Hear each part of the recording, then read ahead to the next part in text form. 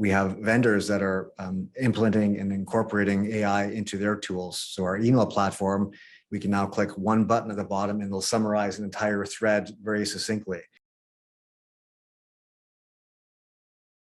Trying to figure out how to apply that to our business, but it goes back to understanding the actual business processes, what the solutions are going to be before we start trying to implement the technology. There's this rush to try and take advantage of ChatGPT right now and figuring out how to use it.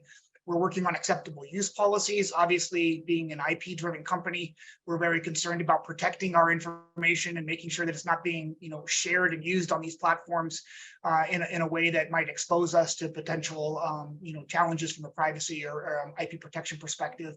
So we're kind of starting small. We're looking at some document management type use cases where you can have, ask ChatGPT about, the content of a document repository, things like that. I'll answer it with just replacing the one word ChatGPT with AI as a whole.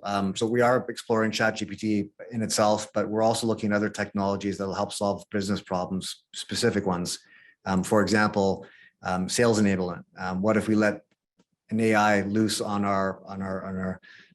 some of our stale customers to help identify some opportunities within there?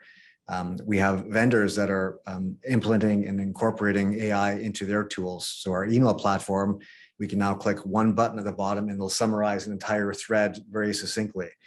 We have that on our phone system now as well, where we get AI generative results and feedback. What was the sentiment of the customer? What was the sentiment of the call? What was the purpose of the call?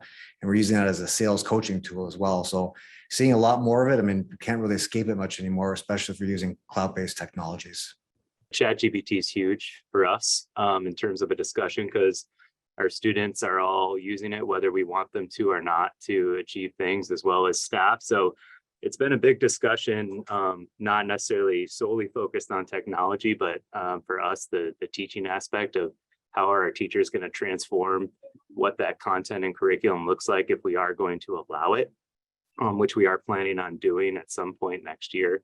Open access, because we're just not going to be able to forever block that. I tend to caution people about ChatGPT and other generative AIs and warn them that these systems are subject to hallucinations where they can just make up data and make up facts.